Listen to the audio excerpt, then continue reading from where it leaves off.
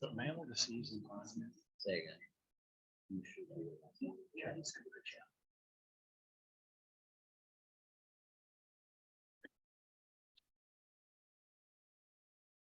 Yeah.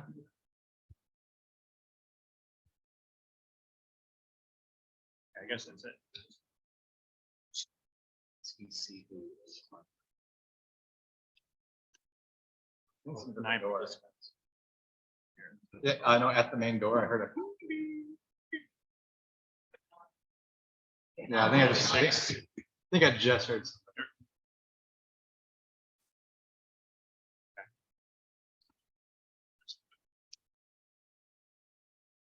Good. All right. Thank you.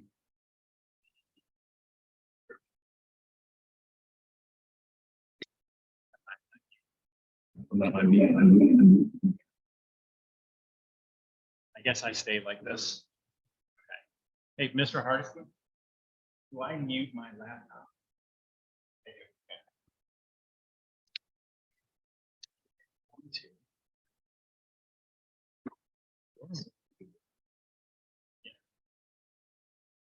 Yeah. Yeah. Okay. Well, Dr. Simon, you ready to get started? Okay, great. Hey, everybody. Happy July 31st. For those of you in the room and those of you online, welcome to a special LSC meeting where we have 11 items on the agenda, but it's really going to be about half of that are substantive. We do have extra copies of the agenda in the room, so if anyone would like, you're welcome to,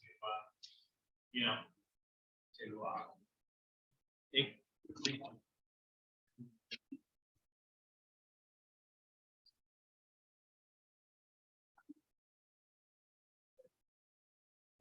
Okay, let's see if you can follow along. Here. How do I show the? Share screen. Mr. Hart, I think it's just showing my name here. Is there a way to make it so it shows the picture or no? Okay, so it's okay like this? It just feels like it's not like my meeting, Right. Okay, let's go ahead and get started. I'd like to call this meeting to order at 4:39. Thank you for your patience. We'll be starting more on time in the future, but this is our first meeting as a new LSC, and I'd like to begin with a roll call. So, Miss Sonia Brown. Hi, I'm Sonia Brown, parent of a senior parent rep, sorry. Thank you. Sandra Kaler, teacher rep. Brad Kessler, community representative. Peter Tallmers, parent representative. Ted Smith, parent rep. Eric Steinmiller, principal. Alexander Brzezinski, student rep. Right, wonderful. Thank you, everyone. And I'd like to do a special welcome to Okoya, who is our new student rep, as is Alexander, but he was at the July meeting. And Okoya, this is your first meeting in person, so thank you and welcome to the LSC.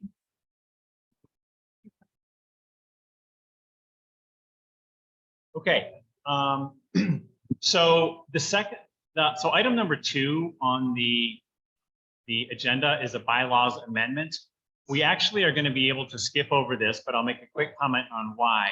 The purpose of this was to allow Zoom participation, which the Office of LSC Relations told us has to be in our bylaws to allow that if a member on the LSC can't be here. It turns out, however, that we actually do have language that is acceptable in the bylaws. We just did not realize it when we published the agenda, but we have since. So there's no reason for us to vote on this, and the issue is moot at this point. So no action is needed. Any comment or discussion from anyone? Happy to move forward. Okay. So that's 2. Item number 3 is public participation. This is a chance where anyone in the room here or anyone is able to make a comment. We ask people to make their comments up to 2 minutes long. I will say it is a comment rather than a conversation. So we are not in a position to be responding immediately, but we will note if there are questions, and we will follow up after the meeting. But if there is anyone who would like to have make a comment at this time in the room, please come on up to the podium. And online, Mr. Hardison, how do we get out? I'm watching. it. Oh, okay, thanks, Dr. Steinmiller.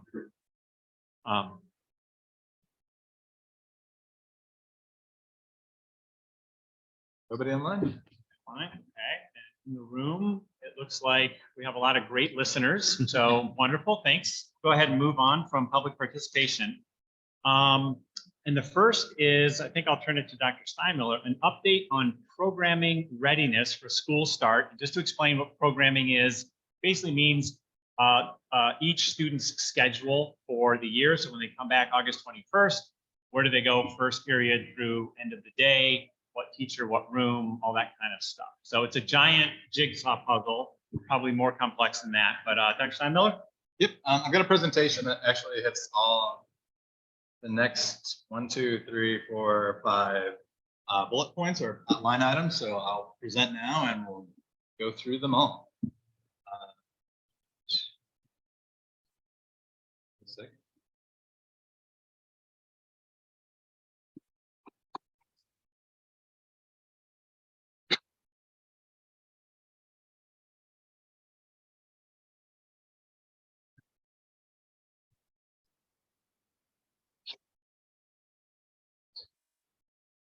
All right. Thank you all. First of all, thank you all LSC members for being present here for our special meeting. There's one of the major things is our student fees. We want to make sure we get those out early so we can communicate, collect them before school starts. So I appreciate doing that. This is the first meeting we can actually outside of our organizational meeting. So I'm going to kind of present it this way, just key reminders for everybody. We have Quick Start coming up, Teachers First Day, Back to School Bash, Students First Day, coming up very, very quickly. But these are events that we already have scheduled and planned and preparing for everybody. Keep just normal things that you see within our normal meetings, just in our routines, shifting obviously to our priorities that we'll share more at future LSC meetings. I want to jump right into the first one, which is scheduling. Things that we are focusing on to make sure that by Quick Start, teachers and students' schedules will be live during Quick Start. That's next Thursday and next Friday. We obviously want to make sure students, 20 students are needed to make a class. We've been working on this since the spring for our scheduling processes, but also that classes are aligned to teachers' endorsements.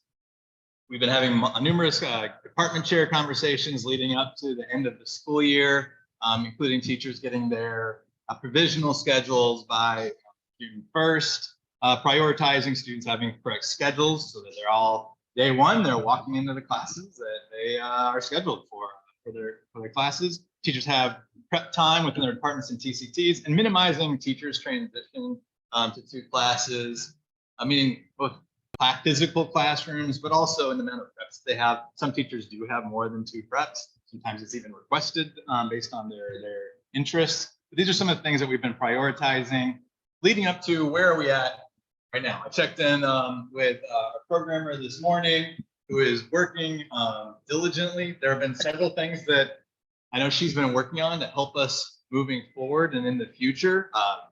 Rooms, and we've had one of our counselors helping, Mr. Merle, over the summer too, to make sure classrooms are specifically coded for what type, be it a science room, be it a individuals in societies room, a PE wellness room. Classrooms have been coded a bit differently to help the classes make sure they're assigned right. So we know we have like math rooms have to have smart boards, even though we have an increased amount. That still doesn't. We need to make sure that those are aligned appropriately. So our programmer plans to commit the schedule next week, which means it's visible. We'll be committed before there will be some tweaking to it, but this is when the district wants us to have it committed by this weekend, so be able to start seeing some of those. There will be some adjustments that will be leading up to obviously Quick Start. Some students in their schedules, for example, if they have no more electives that are available, they will have a time scheduled with their counselors. We want to make sure that we're not just totally plugging. There will be some classes in place in unique circumstances.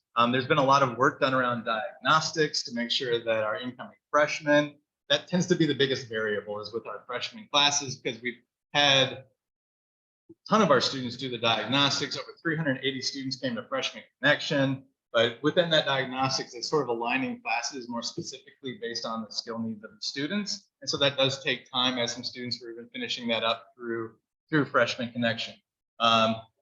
Again, this is working with our programmer. Teachers should be able to check back. Obviously, we want to check the final day before school starts in case any adjustments have been made for any leveling purposes. That's something that our program will continue to work on even up to day one. Just as we have students enroll, different adjustments take place, that does require changes, but that's where we are at leading into everybody seeing a quick start next week. Could I ask a question? Yeah. At this point, what worries you most? I mean, it sounds like things are going great, which is great. Is there something that you're like, this is the one thing I would like to keep an eye on, kind of thing? Distractions. So, and this is, our program, we have a programmer who listens and actually wants tons of feedback from people, but if changes or proposals are sent like last minute, that, for example, a proposal of, I'm making this up, of redesign, offering a new class, that is not an option. That ship has sailed. That was something at the beginning of the year. If students did all their requests and their second choices, there's been sometimes reaching out to counselors saying, hey, I want to change into this class, and that consistent amount of emails that the programmer keeps, that's a distraction, right, from being able to dig into the work. We've got our students with their requests. That's something that can happen once the schedule is complete. If there is something where it's, I really wanted to be in that AP class, I tried to get scheduled. I didn't want to do it in the spring. I put a lot of thought into it. That's a conversation with the counselor, because we've already done a lot of time to make sure that our teachers have given feedback on placement, that disagreement forms have been completed. So it's not just then all of a sudden you're put into class because you make a last minute request. That needs to be structured, and our teachers and staff don't start until the 16th. So we are not going to make those adjustments, but those are the kind of things I know that she's receiving, and that's not the process that we've set for a long period of time. We have that diagnostics. We had our programming and processes with our students in the spring. And if there are any additional things like that, it really needs to engage our teachers and our counselors in it. And so we're not just doing haphazard changes to people who maybe have a D in the class previous year and want to move up a level. So there's things that we did. We don't want to go backwards on that. Okay, so it sounds to me like we're sort of trying to lock down at the end of year choices, get them all loaded. And if the first couple of days of school, first week, whatever, they're like, oh, I want to take that class, they'll be accommodated to try to get in if it's doable. But we're not trying to do that now, because that would be off process. And that's it keeps changing again, right? Yeah. So it needs to be consistent. There's been a lot of time in the beginning of the summer to make sure that all of the student requests were loaded into Aspen, that they're showing in Aspen. I think students can technically see their requests in Aspen, so that it's with that can't keep changing, because then the numbers can change. So we already know how many classes we need, how those are being populated. But that seems to be now she wants to be very accommodating. Things, but I need her working and churning. Yeah. At this. Okay, gotcha. Yeah, so that seems like the biggest thing. Yeah. Anything else that significant? Or? I would say kind of things that are kind of keeping me up at night, those kind of things. It's a process of just constantly revising and looking at it. She's got, it's a build up to the day, right? Yeah. And so she's got to keep working at it. I wouldn't expect it to be completely done right now, but our goal is for students to be able to see their classes at quick start, and then our teachers will be able to see it the week after. Also during the first week of school. So there, between quick start and the start of the school year, we have a full week. We also have the first week with our teachers on the 16th, 17th, 18th. That's why something that Dr. Burstein wanted me to emphasize is we have our teachers 16, 17, 18. If there's something that comes up, let's say this shouldn't be the majority, it shouldn't be a common practice. All of a sudden, the teacher's like, hey, I actually see a student on my roster, this isn't the right placement. There will be that time for adjustment while our teachers are here. They'll be able to see their rosters. So that will allow some flexibility. That's why I want to say that there is that changes most likely can and will take place then based on feedback that we see if there's any last items. Okay. Thank you. When will, I guess that's just, when will teachers know their room schedules? Just because, Yeah. in the past, it was a problem. It's always helpful that Wednesday, Thursday, Friday, to know exactly where we are and what we need to do to get prepared. Quick start is, again, quick start teachers should be able to see schedules. That might be where rosters, I would say, maybe there may be some flexibility with rosters. At quick start, we have a new student enroll that requires some shifting or changing based on Sure. graduation requirements. But when teachers come in, they should see their rosters, their schedules, and classes. Last year, we know we had concerns over kids gathering in the auditorium because they didn't have set schedules or some semblance. I think if my memory is correct, they might have had a completely free several periods.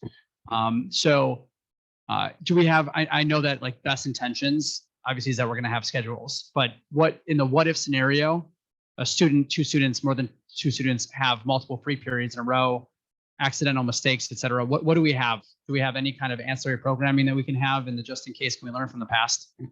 Yeah, I think the biggest, I hope I'm heard online. I think the biggest thing that potentially be electives, that students will be in elective that they didn't want to be in. There should be full schedules for our students. But that would be like, if there's an elective that needs, or a note of during this period, you need to see your counselor because there's a graduation requirement concern for that one student, but I don't see it being any large, like it shouldn't be in mass where students only have 2 or 3 classes in their schedule. It should be that they have full schedules. There may be you need to see your counselor to make an adjustment to something that was either requested too late or wasn't able to be accommodated, or they're supposed to do something over summer school that would have led to them being in a set number of classes and they can't be in that class because they need to drop that to pick up a graduation requirement. So there will probably be some of that because we do have a large number of students doing summer school for graduation requirements. So those will be some of the scenarios, but I would anticipate everybody would have a full schedule. What date do you expect? Oh, I'm sorry. What date do you expect the schedule to go live? The deadline for us, for everybody to see is quick start. I would like it to be sooner than that. It's very likely, but that's the date we're setting. So I don't want to make an earlier date just because. But So August 11th is the 10th. first day. The 10th is the okay. Thursday, 11th. Okay. So and we have an LSC meeting on the 10th, so you'll see it then. Which is a week from this Thursday already. Hard to believe. Yeah, it's crazy. Great. Okay. Thank you. Any other questions from LSE members for Dr. Steinmiller on the topic of programming and scheduling? Okay, one last one, since they, I know students, I have students here. I can say, okay, you're going to be able to see your schedule at Quick Start, but it could change.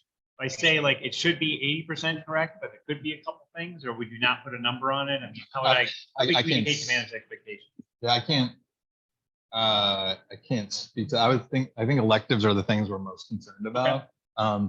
When it comes to like the core, not every class is an important class. I don't like the word like core in it, but like the majority of the consistent classes, especially for our sophomores, juniors, and seniors, we know what their class selections were moving forward. The biggest variable really is electives.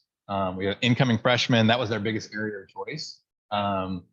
We know how many seniors we need for English classes, so that's pretty much set of you're going into these classes. There may be some choices that students are going to have to make that are going to be difficult ones. It's just like in college, if a class fills up, and you may have to make a decision of, is it going to be this music class, or are you going to take that AP class that you wanted? And we could make the decision for the students, which will happen in them having a full schedule. But that doesn't mean that the student won't have an opportunity to say, maybe that's not the path I would choose, and they can work with their class. But no, like 100% of our students will not have their dreams. That will not happen because there This are. year. Yeah, I mean, but it's just, there's always conflicts with it sometimes, especially as you get to upper level classes where, you have, it's it's a conflict. It's a conflict that means you have to make a choice between taking 2 music classes or not that, and that AP class, and that's a reality. Just because of a school of over 2,000 students and only a lot of singleton, meaning one standalone class, sometimes that is a conflict with students who are trying to have more advanced language classes, more elective classes, and more advanced placement classes. Sure. At some point, they. Okay. And one more. Yep. Lunch periods.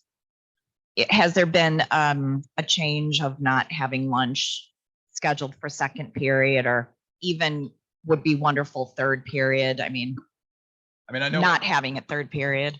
we're trying to avoid second period lunches. I can't promise that we won't have. If that means a decision between a student having, again, their 3 selected, then that's sometimes what's given that opportunity of a student then goes. We have students who sometimes give up their lunch and have parents write letters. That sometimes if it means second period gives you still a lunch, but it's not ideal and it's not what we want to have happen. But a school of our size and as many lunches we have, I don't want to have a second period lunch nor a third period lunch, but it's going to be difficult in those unique. So I don't want to say no. Okay. All right. Let's go ahead then and move on to budget agenda item number 5, which is budget report out. And yeah, I guess I'll turn it over to you. Cool. I know you have a lot. Continuing to the next slide, amendments and budget transfers up to this point. I'll just click on it.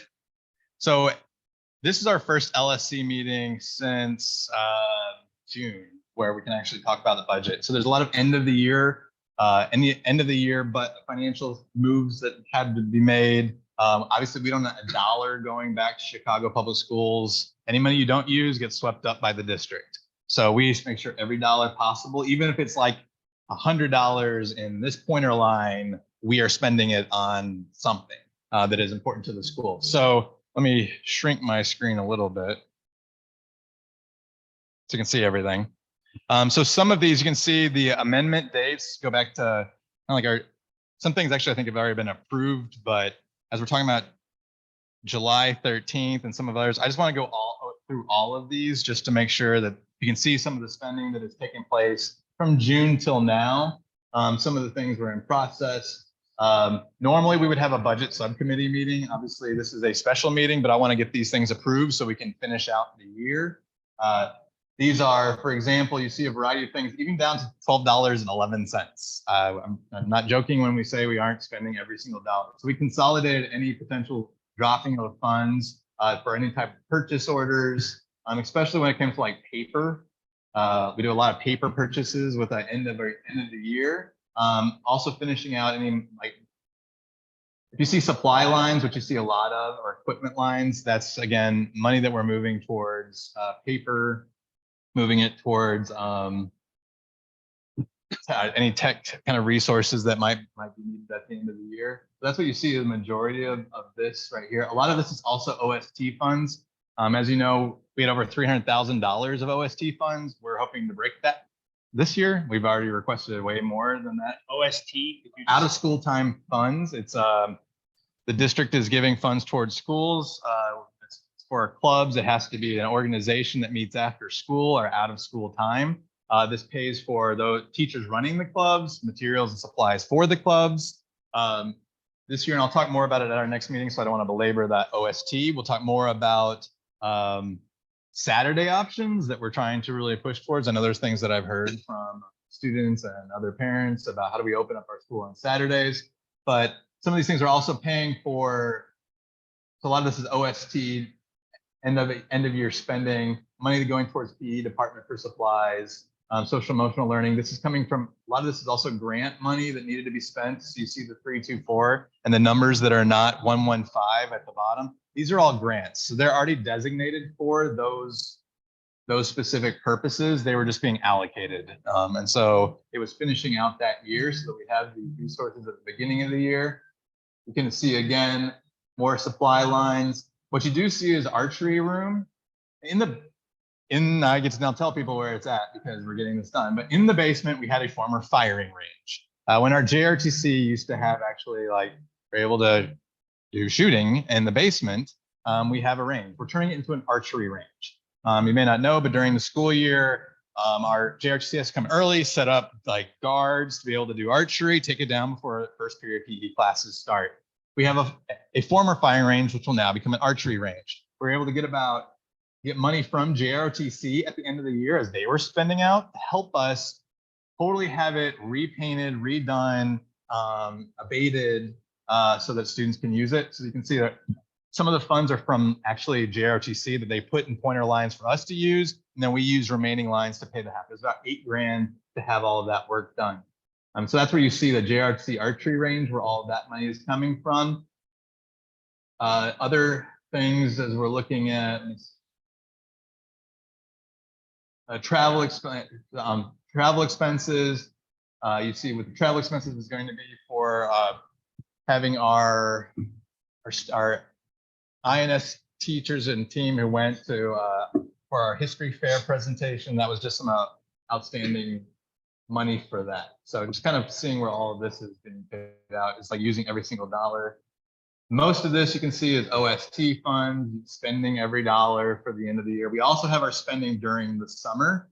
And so the funds that you see right here from instructional materials is going to instructional materials. So these aren't, the LSC has already approved the money being instructional material lines. They're just now going to specific departments, one being language arts, the other being science.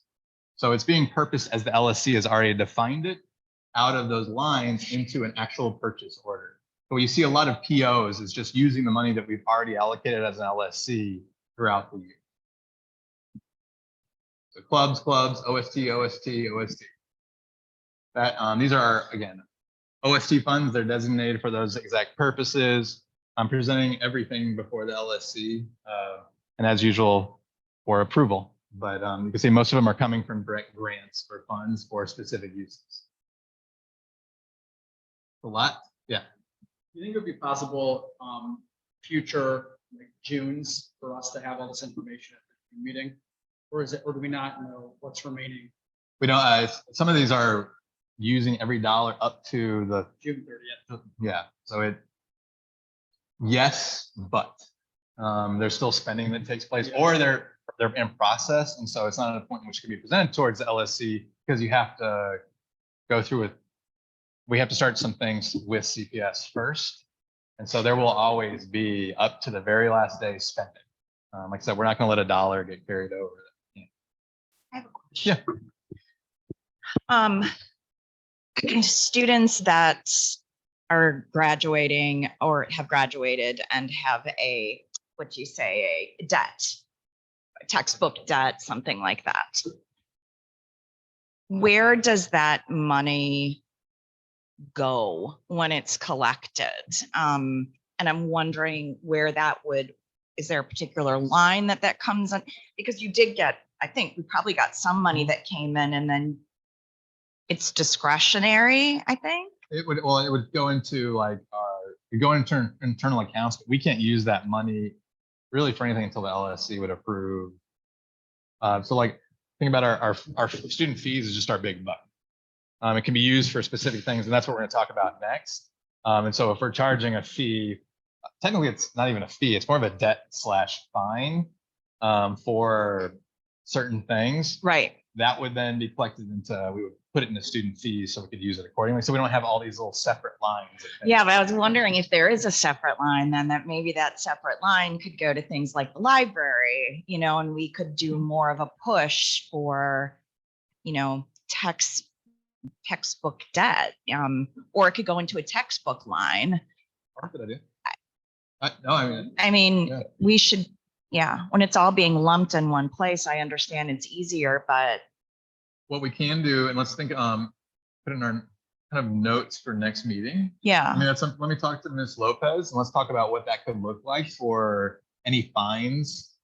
Because fines are a bit different from student fees. Yeah, they because, are, for sure. So we can look at having a separate fine line and then talk about the like purposing. We could vote to have a fine line, use any fines associated go into that line. Yeah. And then with the intent of that going forward is like library. I think that's a good idea.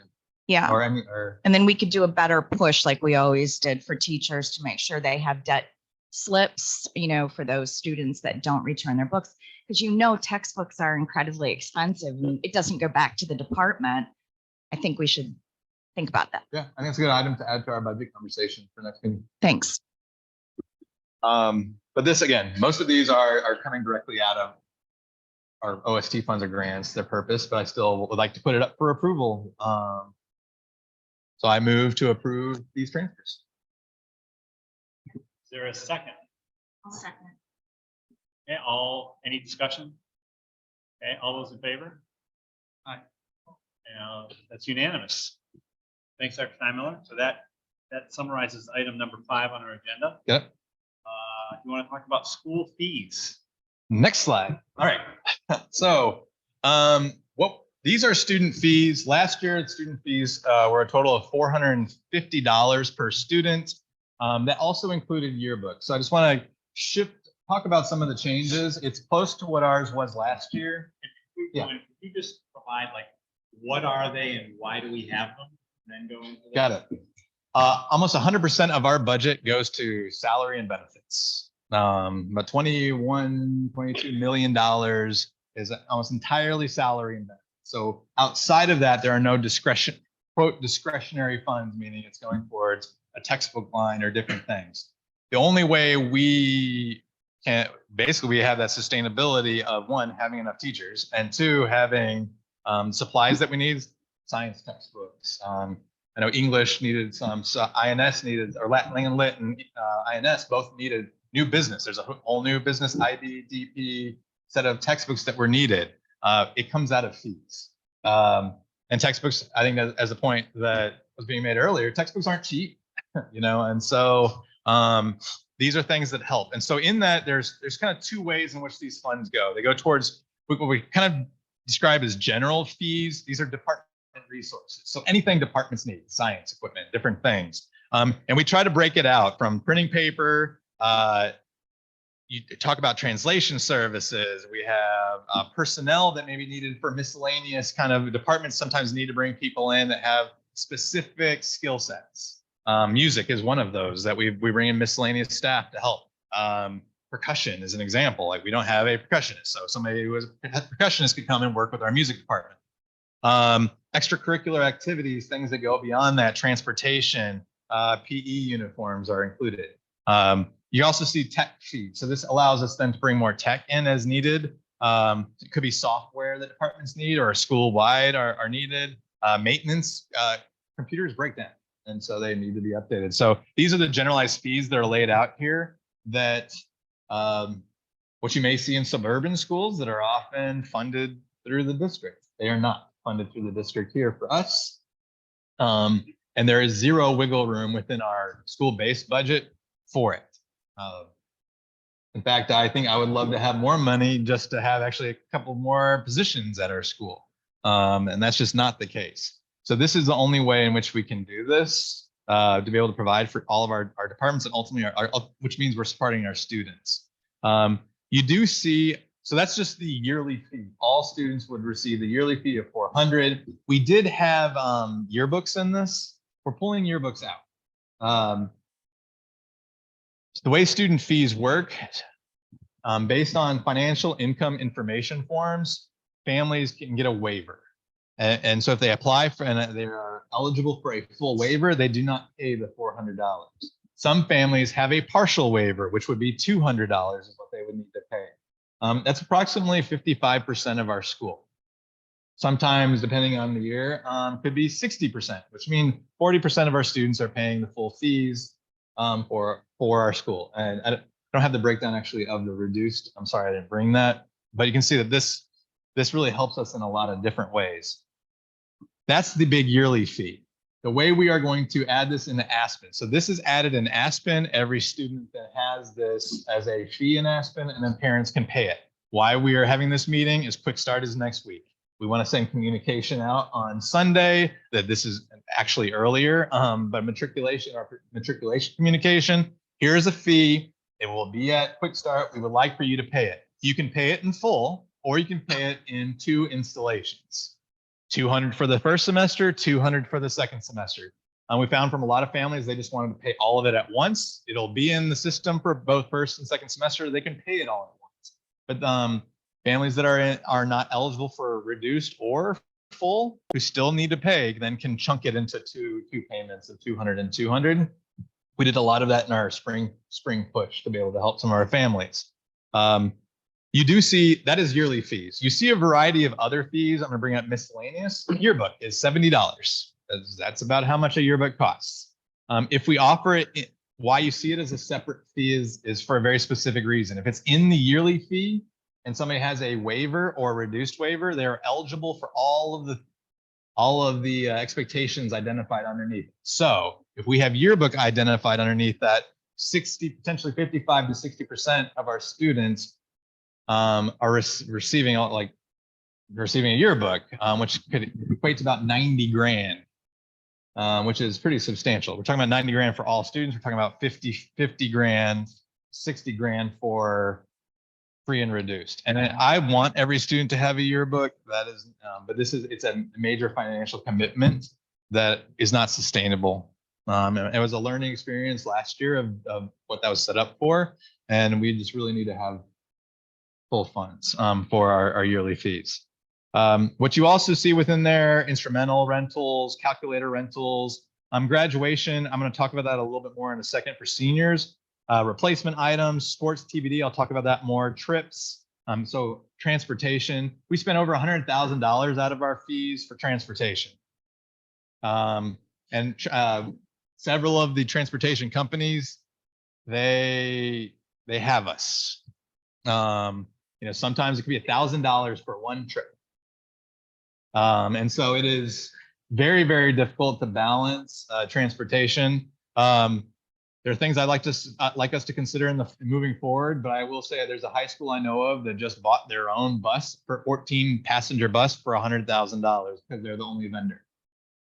So there's things I'd like to explore with that, but we have to work in some of sometimes our transportation may also be some varying fees that we need to add depending on the type of activity in which is taking place.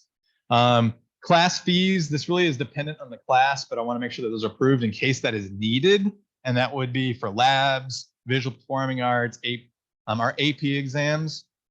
What I mean by the visual and performing arts, it doesn't mean that there will automatically be a $50 fee added, but making sure that there is the option for certain classes that may require additional resources outside the norm of other classes. Same thing with our science labs. Some of our labs that are electives may require additional equipment that just wouldn't be covered under the traditional fees and resources.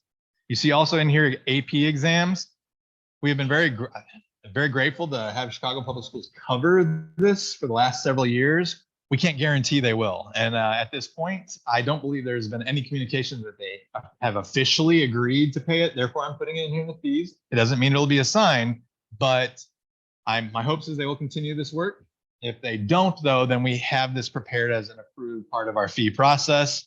Same thing with like IB exam fees. Again, my hope is the district will continue to support the cost of fees because these are college credits for our students. But this is the overall breakdown of our student fees for the year. We are reducing the fee from $450 to $400 for families. Yearbook is an addition of $70. Sports is identified as TBD. I have a meeting with several coaches tomorrow so we can talk about what a fee process could look like, but I did not want to have an approved fee for sports that actually undermines our teams who have independent fundraising that is working at a efficient and high capacity. And so that's why that will be TBD, because if we put $175 down here and we had every athlete eligible to pay, it may only equate to like 80 grand. Where individual teams may actually be able to fundraise independently at a higher level, or maybe they're able to raise 25 grand independently. And across the board, there's an increase of funding access. I'm meeting with the boosters, athletic boosters tomorrow, as well as our coaches to discuss this further, but we removed any current fee number for athletics for that specific reason. The graduation fee, I would like your input. Currently, we have it set for $100. Prom fee is $150. Our graduation fee, we will always lose money at $100. For our venue, the venues that are available, we will still need to contribute money as a school to be able to pay for those venues, especially this senior class. This is our senior class in which they, during COVID, they were the freshman year. And it is one of our smallest classes, around 450. Don't quote me on the exact number. But 450 students, where traditionally we would have over 500. And so you have fewer students contributing towards the graduation fee. Therefore, the cost of any location will be lower. Our auditorium seats 500. We could have it where only our graduates go. That doesn't work. And people are not donating spaces for graduation. So at this point, I would like to consider keeping it $100 and not increase it. We can increase the fee to $150, but now we're just putting a burden on more families already. And so that's something that I would like actually for discussion and consideration from the LSC on what we should do. I have it here as $100. If you feel that we should not take that burden on for our students and families, that we need to increase that fee, this is the time to have that conversation. But I anticipate it could be anywhere between $10,000 to $20,000 that we would need to contribute out of student fees to pay for a venue. So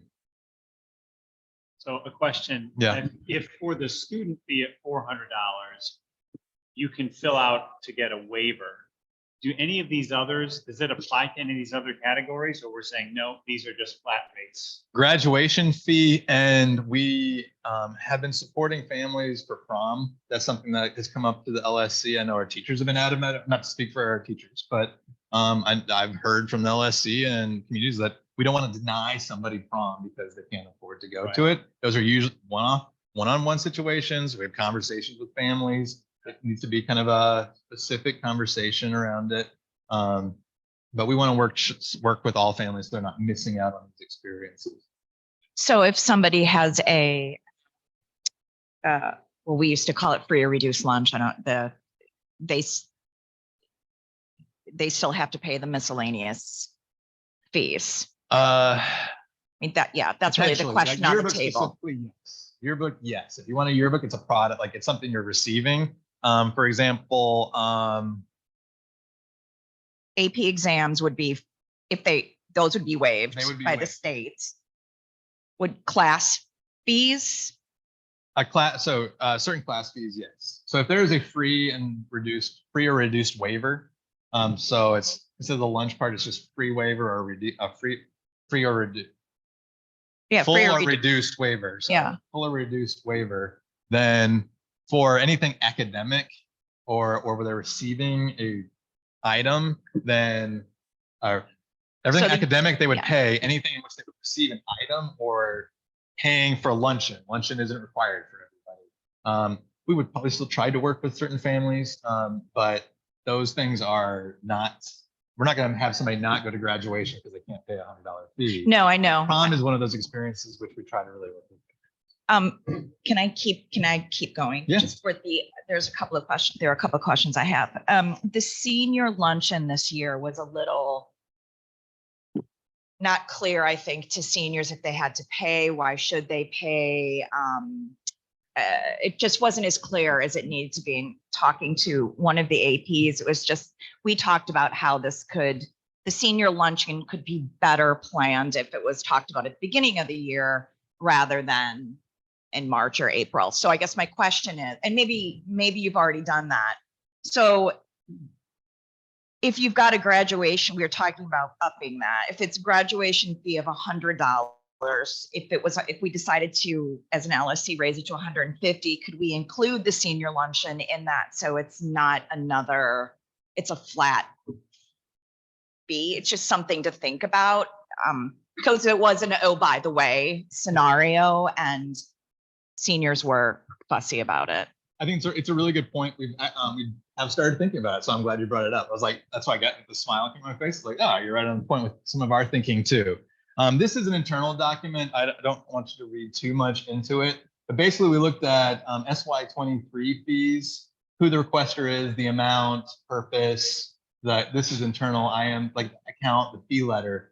So we went through things that we had specific events for all last year. And this is something that I know that Ms. Lopez, Ms. Theus, and our team have really been focused on of how can we get ahead of these things so that you can have the four things proposed. Today is really about this fee. So I don't want to have this, but I think you're bringing up a really good point of like, how do we then make sure that we have things like grad night, senior prom? So we're already putting together the SY24 fee letters for senior grad night, for prom, potential after dinner cruises, senior awards ceremony. We have these fee letters that we're putting together, building up. Ultimately, would probably be next week's next week's LSC meeting, so that you can see all these additional fees. I want to have all of this together. The urgency really is around the student one, so we can put it for quick start, and then we'll start getting these approved for grad night, for military ball, for everything else for it. Way you even see this, I don't want to like homecoming and blue and white game winter formal. These aren't necessarily fees; they're fundraisers, officially fundraisers, because you will get extra money out of those events. Most of the things like senior prom and senior events, we're not trying to make money on really in any of these. But in most, we'll probably actually lose money as we support some individual students accessing those events without raising the prices up on everybody else.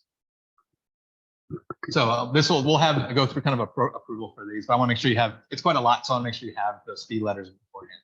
Okay, just a couple more questions. The general fee, student handbook and translation services. Are all grade levels getting a student handbook? No.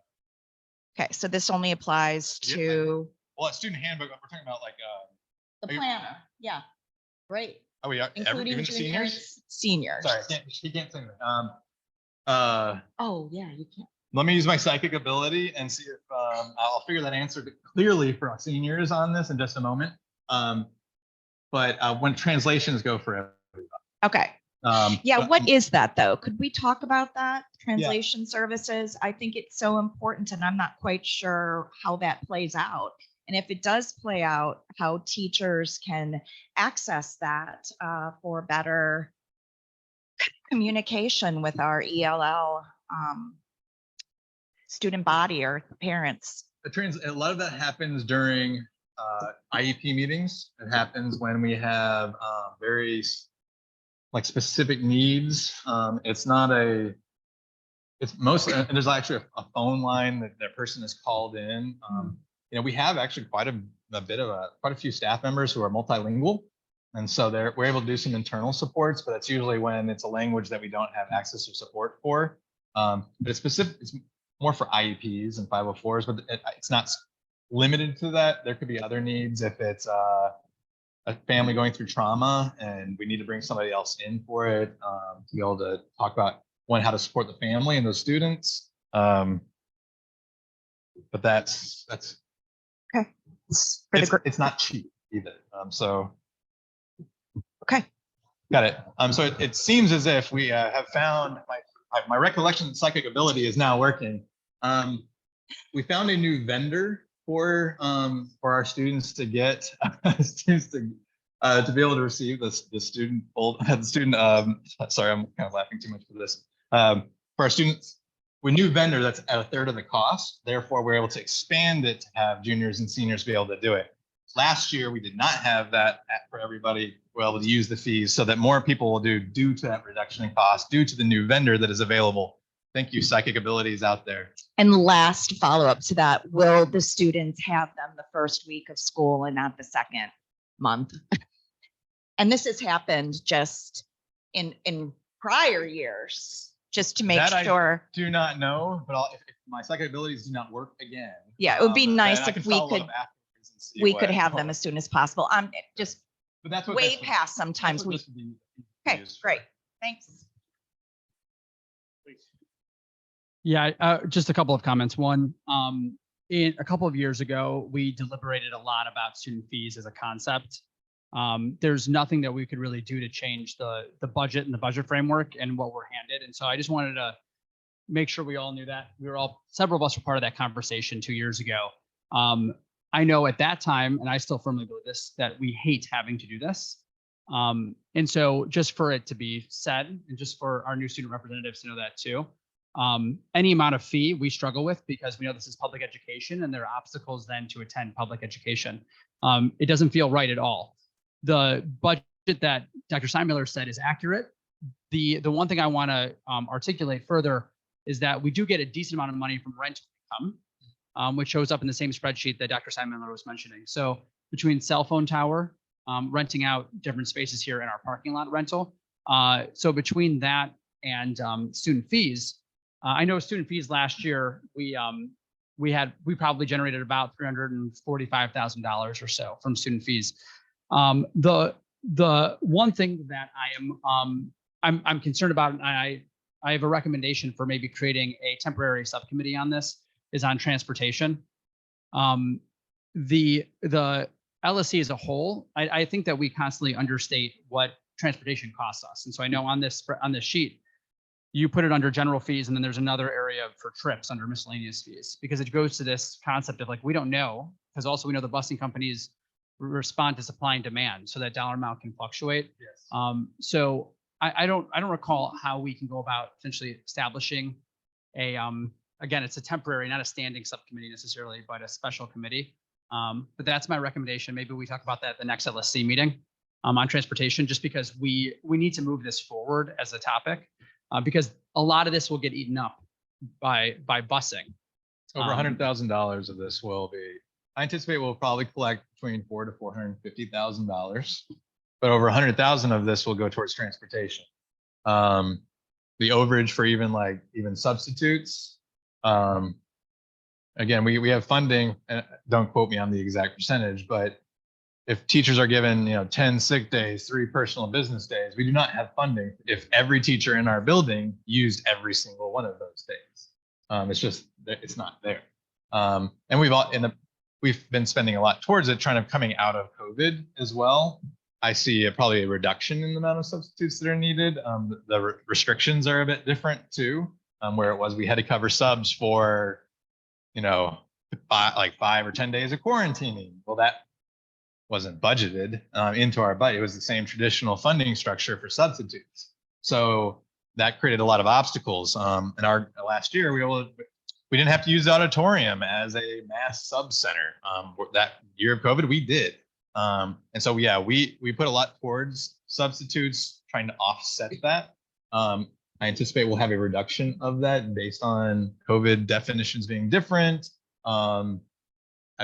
Days of teachers are more balanced on their days. They are capped out. They don't use, I think it's 40, correct me if I'm wrong. If you have 40 days of sick days, you can't accrue more than that. So you have to use them or you lose them. Not anymore. Okay, thanks. But there are things that we're just trying to balance out using days too. So we should see transportation being consistent, if not potentially increased.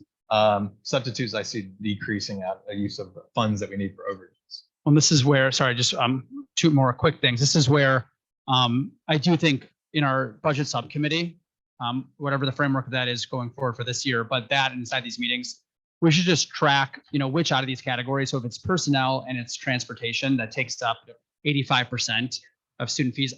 I have no idea what the percentage is, but if it ends up being that high, we should just reconsider how this conversation goes. And then we should figure out, again, through, any subset, let's say of faculty, teachers and administration in LSC, we should have a frank conversation about the personnel topic that you just brought up. And we should have another conversation about transportation. So we can think about next year, 5 years from now, et cetera. And then we can be more transparent so that if a student's looking at this, they're not thinking throughout the year, where's my $400 going inside of the school day? The other quick is just agreeing with Ms. Kaler on taking a look at this and figuring out what is potential for waived and what is not. And so maybe one recommendation is an asterisk next to those things that fall into this waiver information subtitle, just so you end up saying, there can be a conversation about AP exam fees or whatever. I don't know how you wanted to distribute that, but I think an asterisk can get you there. Great, thank you. One other just idea to throw out there that maybe we try to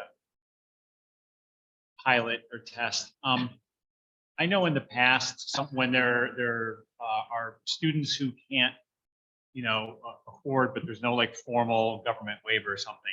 Sometimes parents will pay for another student, or they'd be willing to chip in and write a little higher donation to help defray the cost for people like that. I wonder, as a way to help, I think there are people who are willing to do that in our community. And if we could offer that as like an option, sort of like a nudge, would you like to, donate a little extra or round up or something? I think we could get people to do that. And I think it's a way to build community across the school. So I don't know, operationally how we do that on a screen or in the process, but would that be something we could explore to mock up? I would explore it with friends of, so that we are consistently set up with our student fees. It's 400. There's only two ways in which you're not paying 400. It's a full fee waiver or a reduced fee waiver. If your financial situation changes, we ask them to resubmit their financial income information form. And even for the district and for state funding, October is the date. But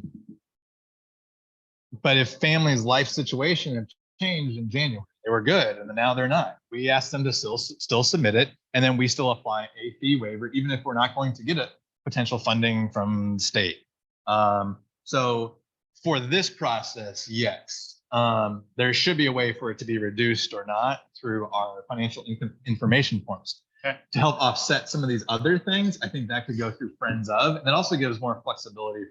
Okay. Like there could be a prom donations, right?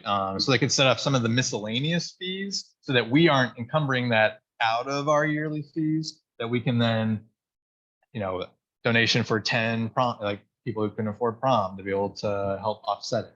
Like those tend to be more one-on-one because you're receiving something that isn't an academic expectation. For the most part, we expect our students 100% to pay prom fees or prom because it's an outside of academic thing. But again, we will work with individual families. That's why the asterisk, I hear what you're saying, but that's why I think the varies statement is probably more intentionally ambiguous. Yeah, that my only concern is if somebody receives this and they start putting in, requests to get out of certain classes, and it becomes that much more of an obstacle. Because if you look at this, it adds up pretty quickly beyond the $400. And so that's why, again, there's probably some categories you don't feel comfortable with because of that opaque area. But if there's opportunity for somebody to look at this and say, I'm still going to go forward with the AP class, even if I can't, afford the $98, because it shows here that there's an asterisk for a conversation. That's really where my comment's coming from. Yeah. But that might only get to one kid. It still could be worth it. Is this also, sorry, is it also printed in Spanish, the student fee form? I'm assuming it goes out in Spanish as well. It It can be, Yeah. maybe.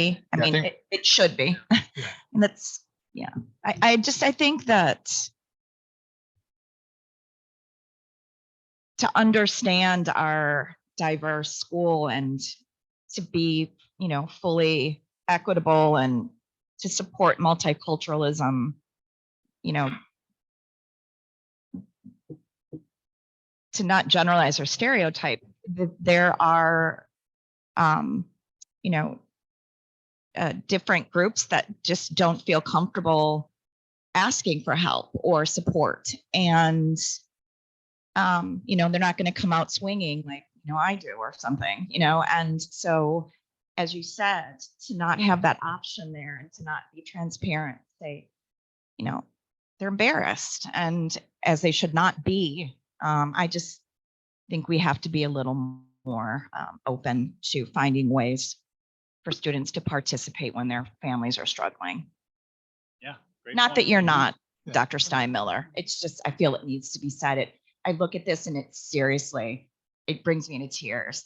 We're public education. We're looking at $1,000 when it's over for one kid, and, Yeah. so- I will take the action to talk to Friends of Lincoln Park about this because I do think some specific asks on specific topics, people would be willing to help. So I think I'll take that as an action. The one other just suggestion is I think it's a very nicely designed form to have up there. And I think it's really clear, how do I pay student fees? this may seem really elementary, but I also wonder, do we say, what are student fees? Why do I need to pay them? You know, might be other good questions. Now, maybe if most people get it, then there's no reason for that, but I would just offer that as something to think about. Just to educate parents. Okay, I think we can move on. Athletic fees? We need to. Oh, we need to vote, yeah. So I move that we approve student fees. Sorry, I just Yes, wanted to raise please. one point. So I know that you mentioned earlier seeking input on the graduation funding, potentially raising that to Oh, yeah. 150. I do think it would ultimately be slightly problematic to a lot of families to be able to raise it that extra $50, but I also do see the harm in having to take a substantial, 5-figure cut out of, student fee funding. How would we feel about looking at maybe a very, very slight raise to yearly fee to be able to compensate from that? Like even raising it like $5, like to a 405 yearly fee to be able to make up the cost from not raising it to 150? So I think at this point we have, and thanks for bringing that up Yeah. because we didn't really finalize that discussion. The way I see it at this point, the graduation fee should remain $100. The yearly fee should remain $400. The gap and need for the resource for our graduation location will come out of the yearly fee. Okay. We're not raising it, but that just knowing that we're going to have to utilize some funds out of the yearly fee to offset that cost. That's just something that we're going to need to do. So I appreciate we can. I think 400 is a nice flat. Yeah. I think we will have enough based on just looking at what we did last year and based on the income we received this year, we should be able to offset it. Okay. Yeah. Sounds good. Really creative Thank you. outlook though on it, honestly. Okay, any other comments before we move to a vote? Sorry. Anyone? One more. The yearbook fee, that is separate. Is there still a yearbook class that's going to operate even though it's optional? Okay. Yeah, and if this is and the yearbook has expanded. It's not for the past we've had a pretty kind of thin kind of style. Now we have a full. It's over 200 plus pages. And so we're doing some things to really build up what that would look like in the class itself, but also in some other financial ways, maybe offset in the future through doing this is something that would have to be presented to LSC, but selling pages at the end of the yearbook to help offset some of these costs. We're not there yet. The schools I know of have done that in the past, offset the cost. We don't have that money up front, so we can't count on it. But if we had, let's say, 20 pages where you're paying like $200 a page, businesses could do it, join in, and maybe that will offset the overall cost of the yearbook. So next year when I present this, it's a $50 yearbook because we are able to create income within that yearbook itself. Like I said, I know a variety of schools that do that within their yearbook classes. So that's part of the yearbook class is actually even doing some of the marketing and collecting the marketing within the community. So those are some things that we're looking at too. But right now, we'll have to pay them a check and we need to make sure that we're able to pay for everybody's yearbook at the beginning. Okay. Any other? Yes, Akoya. So like, even if you are in yearbook, you don't get a yearbook for free. You have to pay for a yearbook, even if you take the class. Yeah, the class is about creating it. The fee is for receiving it. Yeah, good question. Before we vote, any other comments or questions? No, except that it's gone up, right? It would be $470 if the yearbook was included. So, I mean, Yeah. essentially you're looking at $330, but at $70 more that is coming this year. I mean, Well, we had it at I mean, just to do 450. that. At 450, there's two things with it. So when it was 450, so last year, to clarify, these student fees were not 400, we're actually They're 450, 450. but you got the yearbook included. Right. Now we're decoupling that and saying 400 plus. Okay. yeah, because like 1,800 yearbooks is very expensive. But also when you have 1,800 yearbooks, you have a reduced cost. When you have fewer, we're going to have fewer yearbooks. We're not going to have 1,800 yearbooks. We'll probably have 1,000 yearbooks. Still the same size, still the same thing, but Then everybody will be able to buy that. Okay, are we ready to vote? Do we have a second? Yeah, I know. Just want to make sure there are no other discussion. So I move to approve these. Okay, Is there a second, Brad? okay. All those in favor? Passes unanimously. Thanks, everybody, for the engagement and discussion. Very good. We have one more fee category, and then we'll be close to wrapping up our core agenda, which is, oh, actually, there are a couple. Athletic fees. Yep. Next on the board, we have athletic fees. This is something that is presented every year for fees. Chicago Public Schools now has a digital platform for tickets. As you know, it's been $5 a ticket in the past. It is now $6.50 for the digital platform. This does make it where students are able to scan in, ensure who is supposed to be there is there. People can pay for this digitally, monitors, make sure that we don't oversell our gym or something like that. But also when we do outside events, we'll be able to actually use the same format, but this is for athletics specifically, so I won't belabor that. I said belabor too many times, sorry. But ticket sales will be $6.50 for events. We are exploring season passes. We're not asking everybody to vote on season passes today, but we're trying to see what options there are. If there's a flat fee of like $50 for the entire school year, or it's a new platform again, so I don't have that answer. I was hoping to have that by this meeting, but I do not. So what I'm talking about is just ticket sales at this point for a single individual ticket would be $6.50 to major events. Doesn't mean it has to be, all events have to do it, but that would be the overall cost. It will be digital sales. Season passes may be an option that we will work on to see what that would look like at a reduced price. We did have on here athletic fees. Again, we took that off because I don't want to undermine our teams at this time on their fundraising efforts, but I will come back to it. But this would be something that would go to a general athletic bucket or pot or line, sorry. And so we would be able to use any of these funds for, if even it was collected at a football game, it goes into a general athletic field line so that we can then make sure that we're equally able to distribute it. That's what we will do with our ticket sales. We know it's going to start really quickly, and so we wanted to be in front of that for ticket sales. Okay. And it seems great to have a single pre-established platform to sell. That was like a start from scratch every time. So that's great. So I move we approve athletic ticket sales for $6.50. I'll second. I'll second. Okay. All those in favor? Okay, it passes. No, Sonia was absent from that. I will follow up on the athletic fee part after some meetings to see if it's something that we want to move forward with or not. That would be then an amendment to our fees, but that's why it still says TBD. Okay. Item 8 is fundraiser proposals. Discussion, do we have any proposed fundraisers? Not to present at this time. I appreciate the opportunity to speak on that. We will have fundraising proposals at the next LSC meeting. I know that Ms.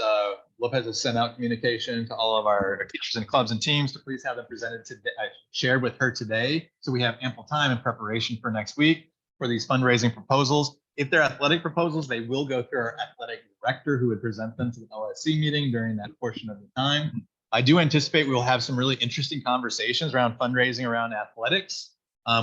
Just to give a preview, New Balance, for example, wants to sponsor our basketball team. And that actually creates a reduced cost for uniforms. You end up going into like a 3-year contract where you're basically spending, but the first year is kind of a big bump of like 11 grand, but you're talking about all the teams being sponsored. Also a reduction to when you're sponsored by like New Balance or Nike or Adidas, they actually bring your team to offsite competitions.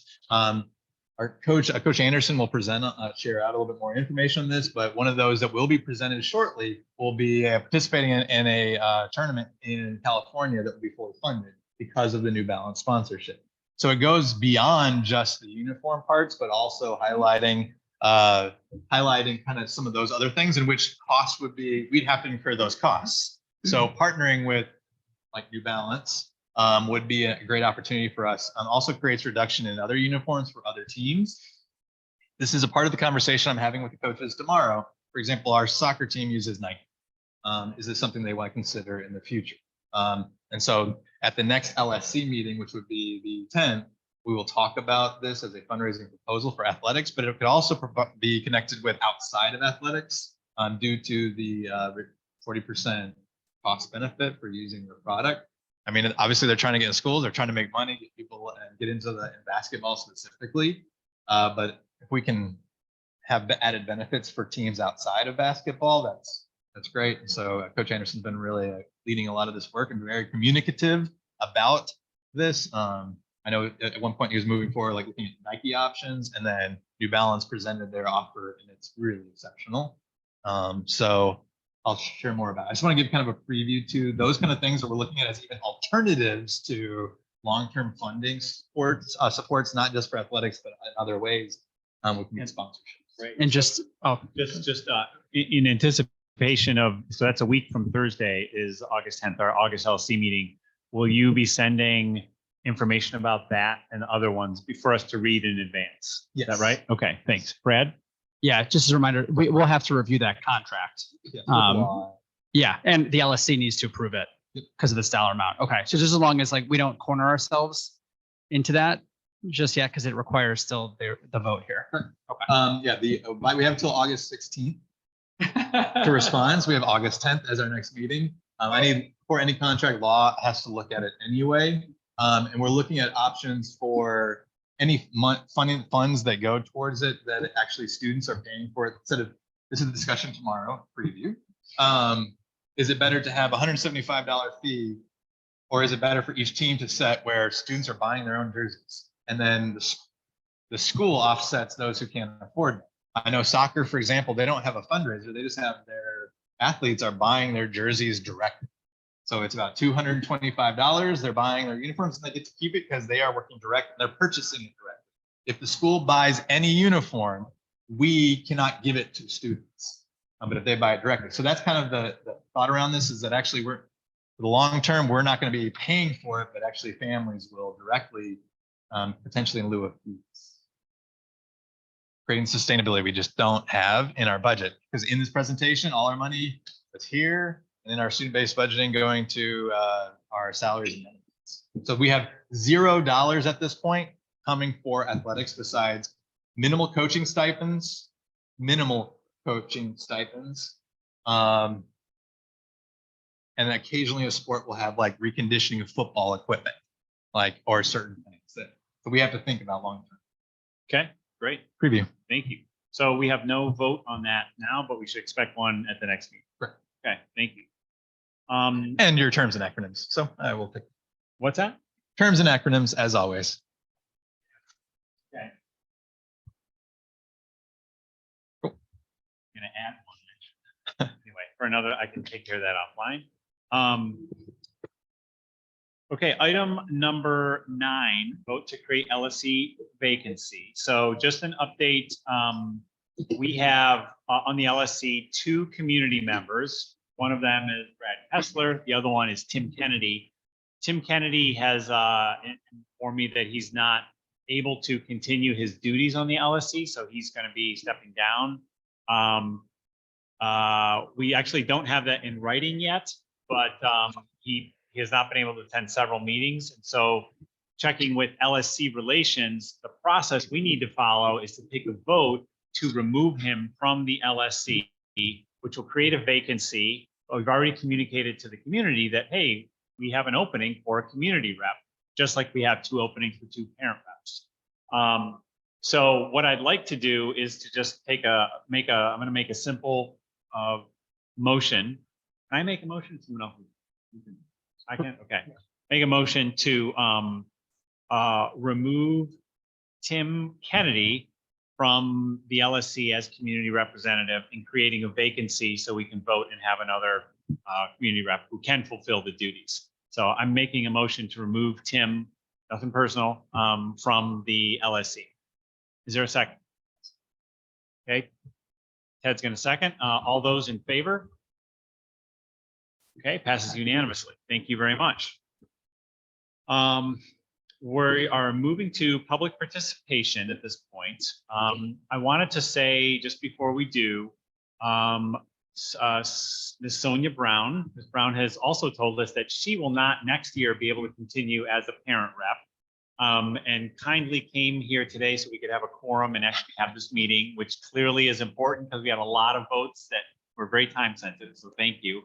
I may try to rope you into next week's meeting, so I'm not going to say fully goodbye, but we'll see. I do want to at least thank you, Sonia, since you are here, for your service and how you've helped since you've been serving. I know that your daughter is moving on to another school, and so you can't. So we won't have to vote you off. It's just going to happen when she starts at the new school. But I did want to thank you. Okay.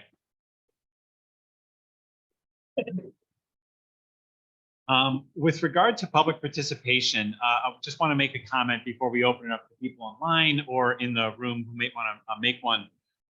In the past, when kind of COVID came and the Zoom was the only way we could communicate, there was really healthy use of the chat function, and people would post questions and get interaction. And that was great because everybody was online. Now that we moved to a hybrid environment, what's been happening is we have kind of two meetings going on.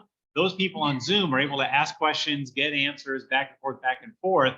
Everybody in the room is clueless that that's even happening.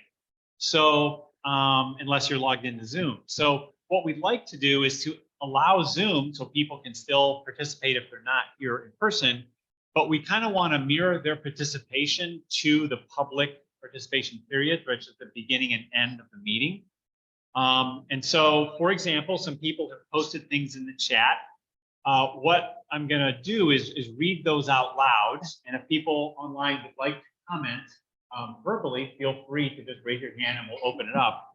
But what we don't want to do is be having a Q&A online where in the room, no one knows what's happening. So just to create that kind of equal access to information. So just a heads up, that's how we're going to, respond to chats and things like that. And maybe, I guess I will start by just reading what some of those comments are, and then I'll open it up for anyone that wants to make a verbal comment. So Dr. Simon, are you able to pull up? Maybe I can. I think it's in the chat. I just hit chat. And then attendees. Yeah, I mean, I can see them. I can read them out. Oh, okay. Yeah. Would you mind? One was in response, there's 440 in the senior class, clarifying. Okay. Another was we are looking into getting planners for every student. A Robert Lefko, I don't speak Spanish, but I love the idea of providing the materials in Spanish. And I think it's very true that some students and families who speak Spanish as a first language might hesitate to speak up in that regard. Then I see that someone would like to make an announcement for dance. And so I would imagine that would be something to make into a public announcement, which I would love for them to share. Okay, great. I see that's Ms. Corey Hilton would like to make an announcement for dance. Ms. Hilton, would you like to come off mute and make your comment? Sure. Hi, LSC and Lincoln Park. I just wanted to share the news, if you didn't know already, that the dance team did qualify for the 2024 Nationals at dance camp over this summer. So we're very excited to make that announcement, to be headed back to Nationals for a second time. So just wanted to thank you all and just inform the community. Also, Dr. Steinmiller, I know you said Ms. Lopez had sent out something about fundraisers. I didn't receive that email. I don't know if it was sent to all the coaches or if that was something Mr. O was sending out, but if you could follow up, that would be really appreciated because we would like to submit some fundraise information for Nationals. Thank you. Great, thank you. Is there anyone else online who would like to make a public comment? Okay, anyone in the room would like to make a comment? We have a nice podium here that is lonely. Peter, just Yeah. Can you remind people of the stipulations of time? Oh, yeah. And again, it's 2 minutes to make a public comment. Oh, thank you. So it's closer, right? Yeah. So just while I was listening to the meeting, my name is Jenny. My daughter did graduate as a senior, and I do have a child here still as well. And then a future one, maybe, who knows? that would like to come here. But when it comes to the graduation fee, something that we were noticing maybe online or with some parents during that communication, the cap and gown was not included with that fee. So there was a lot of talk of go with Justin, which they have their own high prices, or getting it like parents were saying, hey, we could buy this cheaper on Amazon. Do we have to go with? So it was just a lack of communication there. Do we have to get it from Justin? Can we get it on our own? It's also not mentioned that it's not part of that graduation fee. And with the graduation fee, does that include a number of set tickets that each family gets? Because there was that change right at the end. And that happens, we understand. Also, something to think about, maybe this could be mentioned at a regular meeting. Cords, there's different color cords for different things. And I think to promote coming to school, because we only have 4 years, our students have 4 years here. So to promote that excitement, could it be shown the different opportunities or things they could end up wearing as they cross the stage from the very beginning freshman year? My daughters, both of them were looking and seeing, oh, wow, they have this cord, they have that cord. Their particular program didn't have a color cord, and that was kind of disappointing. Or maybe just something with the cord to say, hey, this is something to look forward to when you graduate from Lincoln Park High School. That's my comments. Thank you. Thank you. Those are great suggestions, and we will note those and discuss them. Thank you so much. And thank you for making the podium not lonely. That was very good. Any other comments? Yes. I'm sorry. You can stay there, whatever you like. You can go up there if you like, or Something that like came up when you talked about the digital athletic ticket things. Wouldn't that make it easier for students to sneak in? Because I know you can take screenshots and be like, oh, they can like scan it, but like, how do you know that student is that student? Like, although it might be connected to like their student ID or like they're just their name, you can screenshot it and send it to your friend and be like, I never scanned it. I don't know why it's saying I scanned this. And I was thinking maybe to minimize that, you can have like a check-in list, how we do it like homecoming, or you can like see, okay, this student paid, this is this student, and bring your ID to show you are the student, and it'll have your picture, and it'll be easier to make sure these students are at this event instead of having other schools come in or like just other students that didn't pay to come in. wonderful. Yeah. Let me do one point of order if I can. Okay, just so you know, also when we're talking about those topics during the meeting, you can definitely always raise your voice. That's the perfect part about you being on the LSC as student reps, and raise it as often as possible. Okay, so then it can be a free conversation. During public comment, we can't go back and forth with people that do public comment based off of the laws that exist, where it's not a dialogue. It's really one way from this LSC to the audience. Okay. Just for next week. Just to add to that, kind of a way to think about, you hear about like Open Meetings Act and our OMA and a public meeting. Like, what does that mean?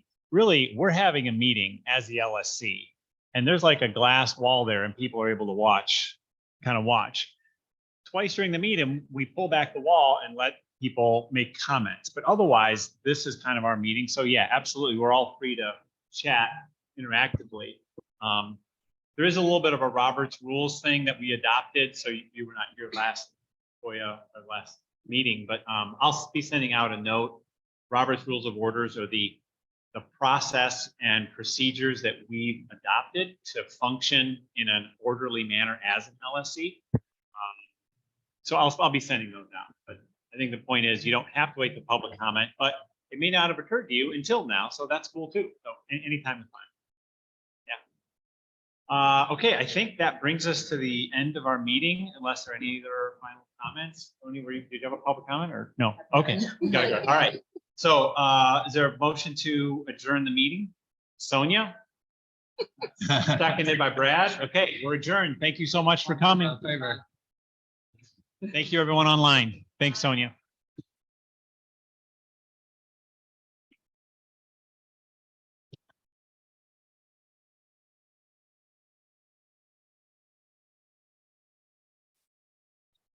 Okay, good stuff.